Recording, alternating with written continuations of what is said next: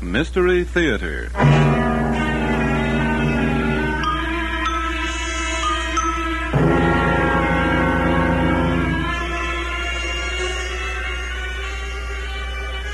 CBC presents Mystery Theatre, a series of strange tales of the supernatural and the unforeseen, of chills and thrills and adventures, selected from the classics. Here then, the story, The Signal Man, by Charles Dickens, adapted for radio by George Salverson. Supernatural and the unforeseen, of chills and thrills and adventures, selected from the classics. Here then, the story, The Signal Man, by Charles Dickens, adapted for radio by George Salverson.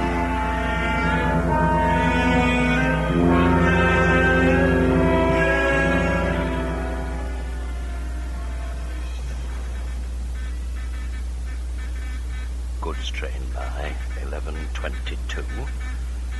All clear. Bright moon. Oh, well. Don't bother me now. Making tea. Aye, tea. Hello there! What's that? Who's there? Hello! Below there! Oh. Who's there? You there! What's the matter? Hello, you by the danger light. What you be doing there? Was it you that called? What do you want? Speak up there! What's wrong?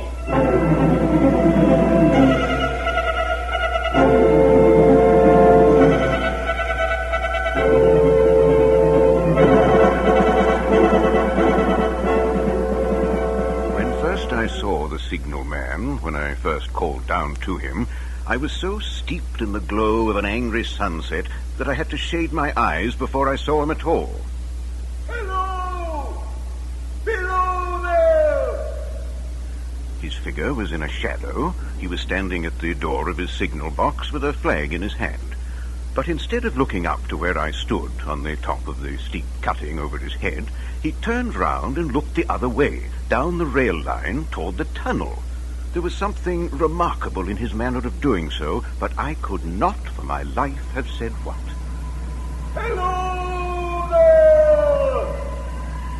He turned round again, looked up, saw me, but made no reply. Just then there came a vague vibration in the earth and air, changing to a violent pulsation, and then an oncoming rush that caused me to start back as though it had forced to draw me down. When such vapor as rose to my height had passed me, I looked down again. He was refurling his flag, which he had shown while the train went by, and he was regarding me with fixed attention. I say, is there a good way down? I see a kind of path there. Is it safe to come down by it? I want to have a look round. Is it all right? Is the man a mute? Well, I believe I can make it. Oops! Look out below! Loose stones! Strange fellow. Is he frightened of me?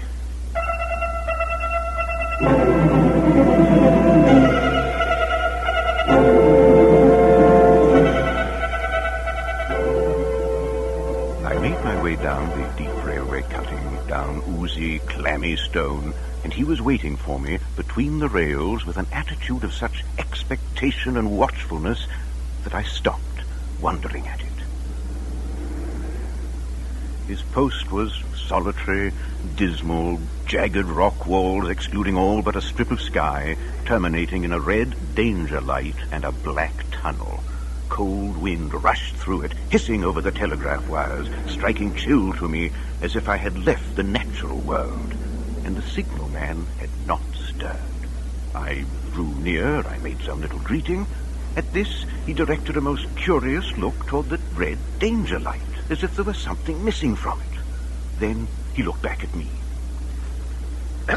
Is the light in your charge? Don't you know it is? What is it you want? Why, to explore. It's my craft, you might say. Why, what's the matter, man? You look at me as if I were a danger to you. I thought I'd seen you before. Oh? Where? What, there? At that red light? Aye. Oh, my good fellow. Now, what should I do at the mouth of a tunnel? I never was there, you may swear. Your craft, did you say, sir? What craft, sir? Why, to observe, to notice, to remember, to record, to recreate in artful reconstructions our contemporary life. In short, to write. Oh, you be the writing gentleman as is staying in the village. You see, it's most unalarming. Oh, aye, sir, indeed. May I have a look round, then? Oh, of course, indeed, sir. Would you like to see the signal box? Thank you. Everything is grist for the mill, you know. I may find you and your little trackside domicile in the midst of great happenings one day in story or novel. Oh, that would be fine, sir. Mm-hmm. You work all alone in this place? Aye, sir. All alone. Until the next shift. All night? Aye. 12 hours, sir. Long hours for a solitary man with such responsibility. There are many wrongs in this world, you know, and I take it as my duty to strike out at them. True words, sir. Would you step inside? Thank you. Ah, you're quite cozy in here.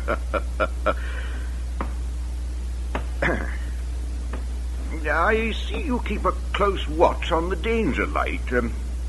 Is there anything wrong with it? What? What, sir? I was wondering, is there something wrong with that danger light? Oh, no, sir. But you keep looking at it. Aye, trim the light when needed, change the signal when the line is clear. No opposing traffic, you know, sir. We'll shut out that cold wind, shall we, sir? Oh, right. Yeah. The fire, I must say, is welcome. Remarkable how much colder it is down here, eh? The damp and the wind through the tunnels. That explains it, certainly.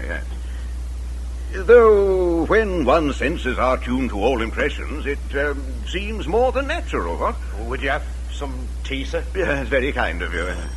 Oh, you'll pardon me, sir, a message? By all means. I'll help myself, may I? Please, sir.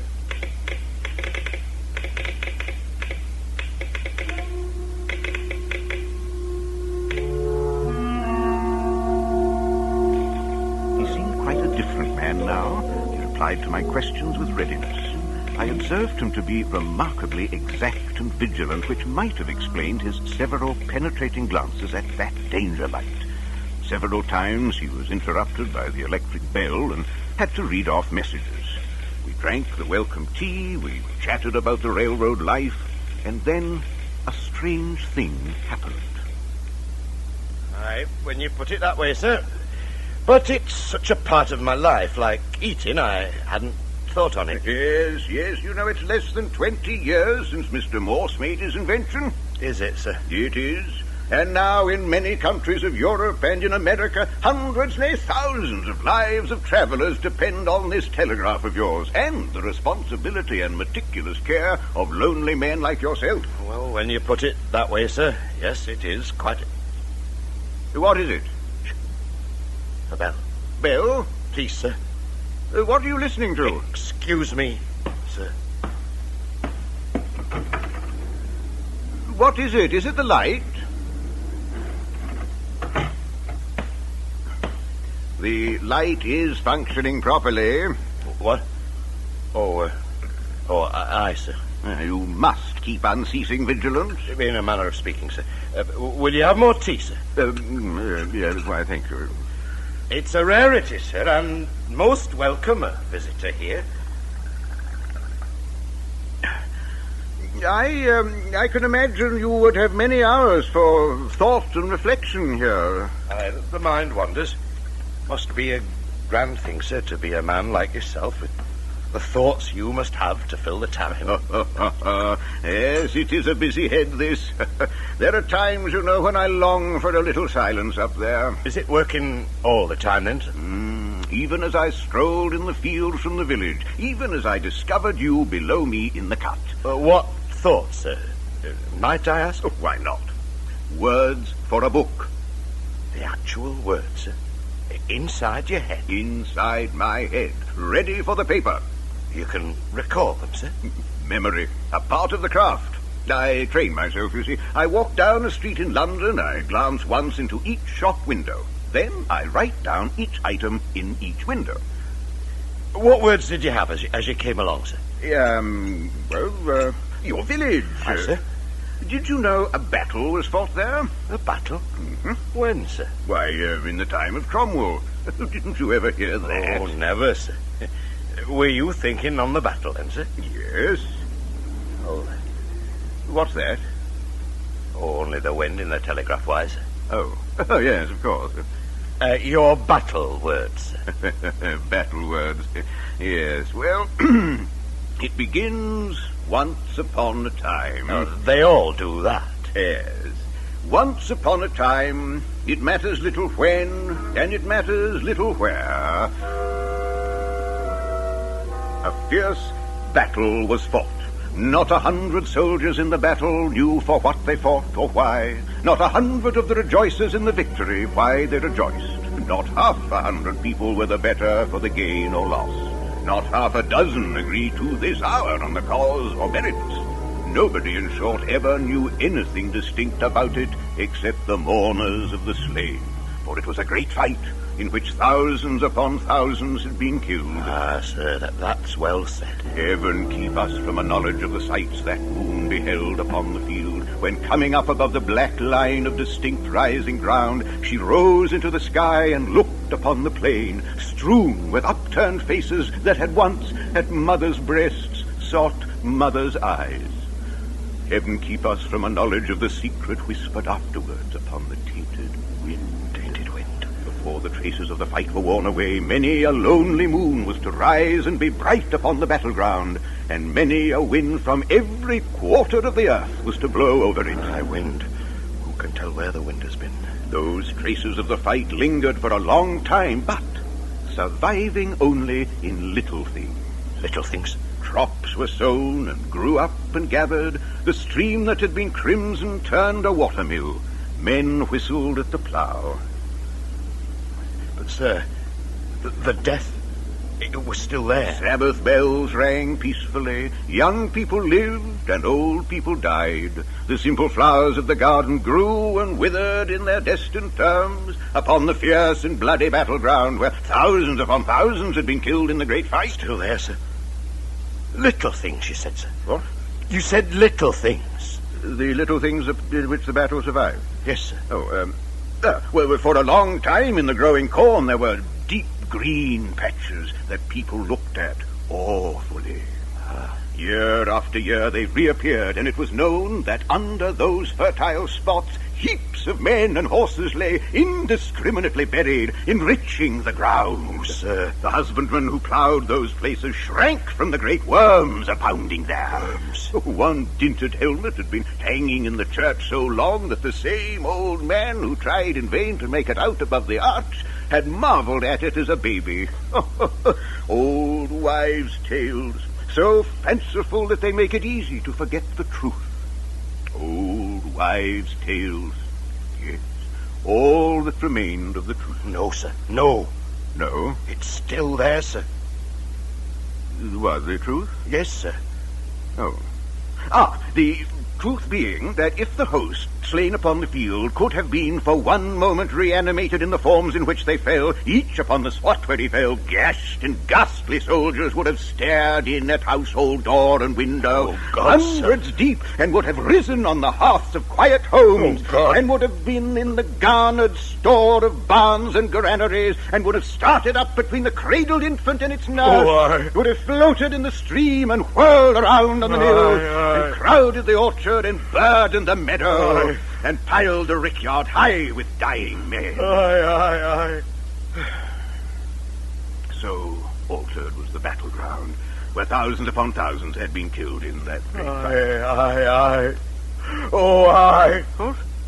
Now, these are only words. No. Oh, please, sit down. More than words, more. Calm yourself, please. Truth. Did you not say it yourself, sir? Truth. Yes, of course, but merely a concept of the mind all the same. Here, let me give you some more tea. No. What? No, I am extremely sorry. I've no... Quiet. Yes? What? Bell. Did you hear the bell? No. The message. Can you not hear the telegraph? No, not a sound.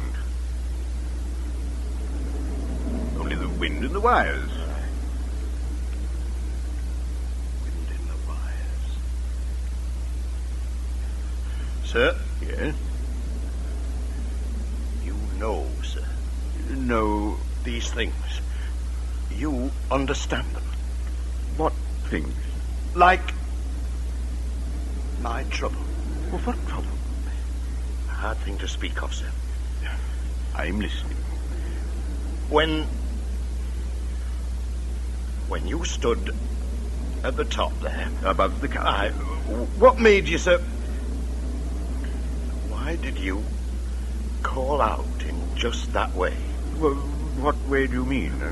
Hello, below there, you said. Why was that? Oh, heaven knows. I did shout something to that effect. Well, because I saw you below. Is that all? Yes. But what other reason could I possibly have? True. What is it that troubles you, man? A man like you, sir. I can tell you. Yes, you tell me. An hour ago,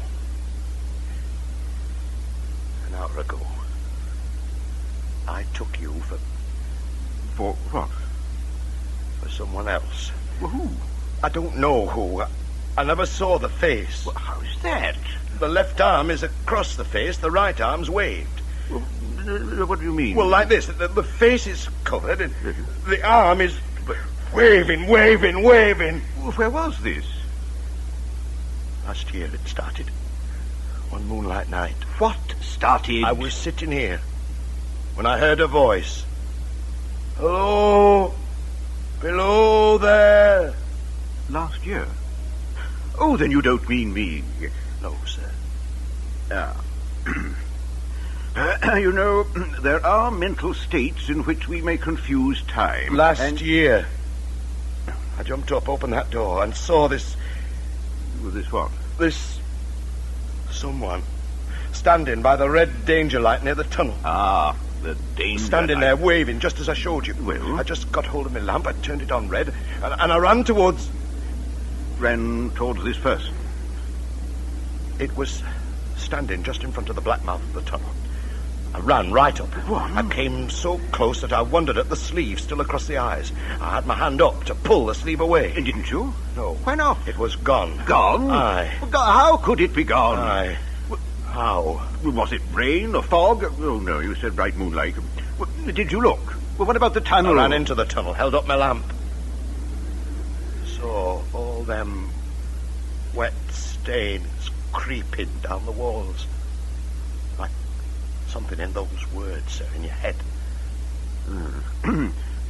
Wasn't the person there? No. I ran out again, come in here, and telegraphed both ways. You telegraphed? What did you say? An alarm has been given. Is anything wrong? Did you get an answer? Both ways. And? All well. Really dear fellow. I wish I'd known this before I made my little recitation. Then I'd never have told you, sir. I'd never tell anyone. Then perhaps it's just as well. You know these things, sir. Sir, what is it? Now, to begin with... Sir? Well, it's not what you think. Then, sir? Well, you see, strange shapes are often known to trouble the delicate nerves of the eye. Yes, have you thought of that? The dust, the soot, the smoke with every passing train. Oh, no, sir. Oh, yes. As to the imaginary cry, why, listen to the wind in this unnatural valley.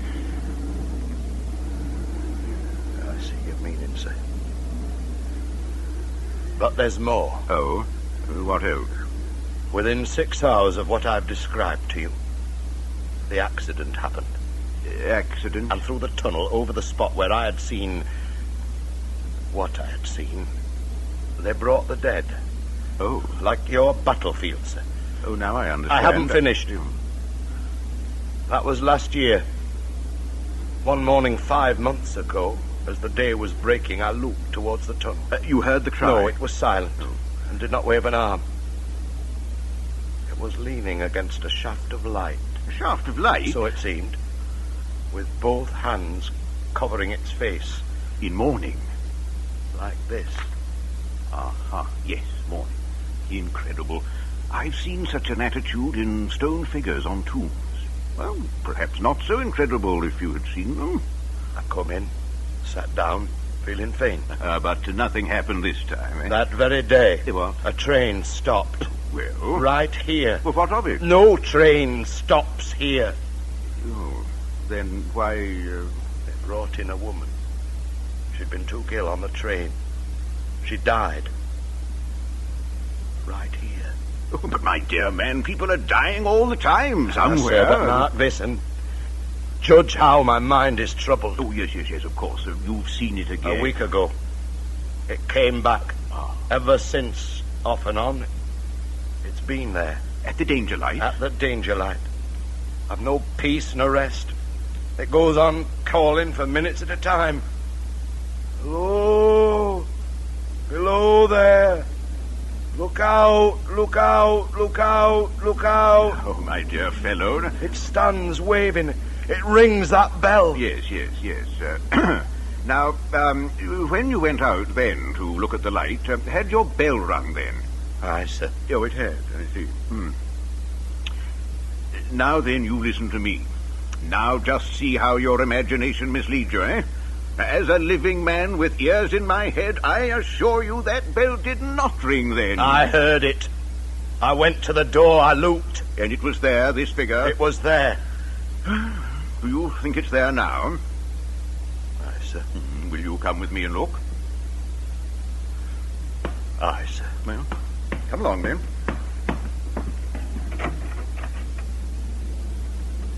Well, there's the danger light. Where's the figure? No. It's not there. Of course it's not.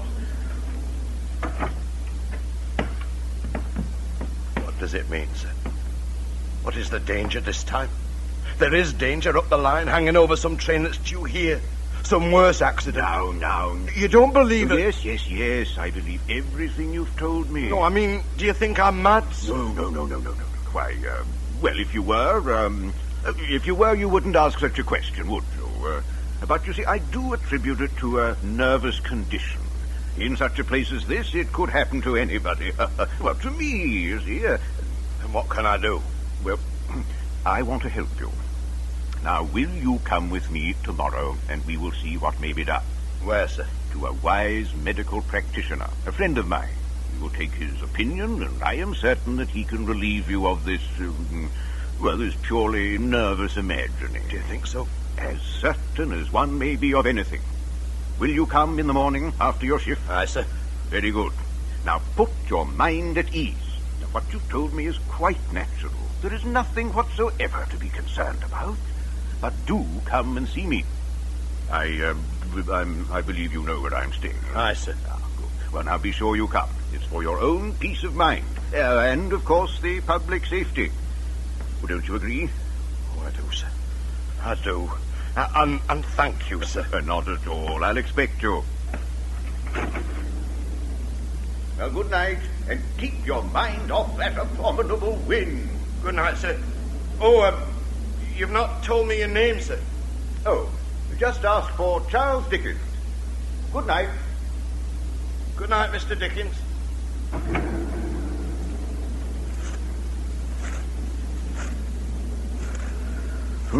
Poor devil. And it is a matter of the public safety, I must say. What about my own safety? I still have to make my way back up there somehow in the dark.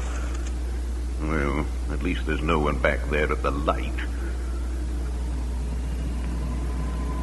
Splendid. A train. Now I'll be covered with soot before I can reach the top. Oh.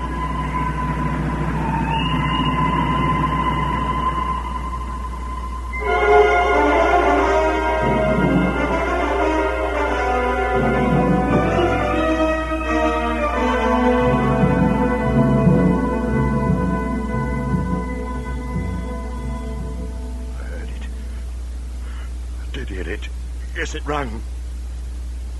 Did it ring? No. He said it doesn't ring. But it does. Oh, how am I to tell? Yes, I can see it's ringing. No. I answer, and they haven't called. Who is it out there? Did it ring the bell? Dear God, it's there.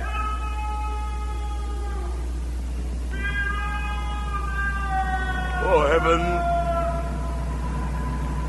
Dear God, the train's in the tunnel. What's going to happen to it? Look out! Look out!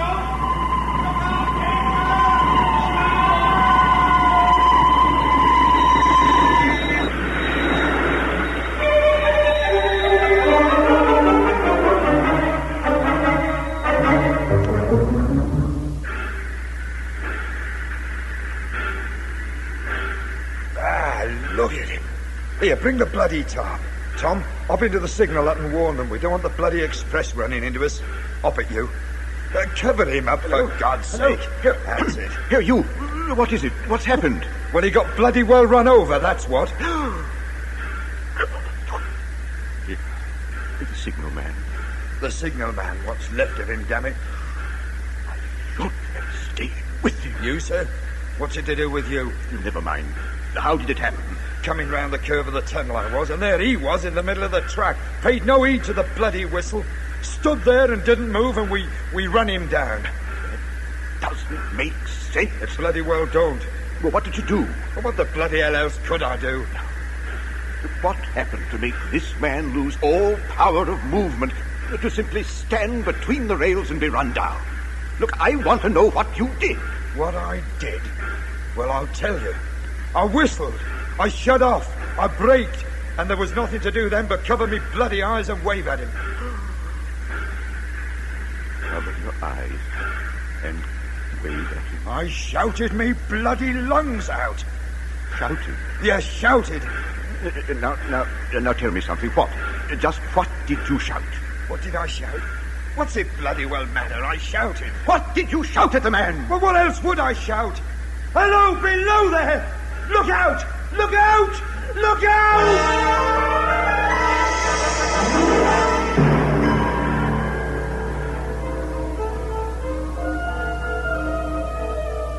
The distraught locomotive driver moved his eyes from my face.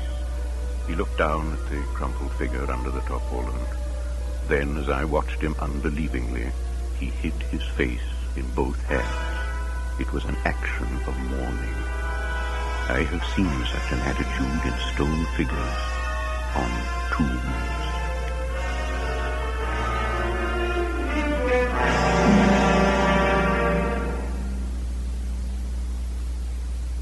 Mystery Theatre has presented The Signal Man by Charles Dickens, in radio version by George Selverson. Production and direction, Gene Bartels. In the cast, Henry Comer, the Signal Man; William Osler, Dickens; Glyn Morris, the engineer. Sound effects were by Bill Roach. Technical operation, Brian Wood. This is Bill Lorne speaking.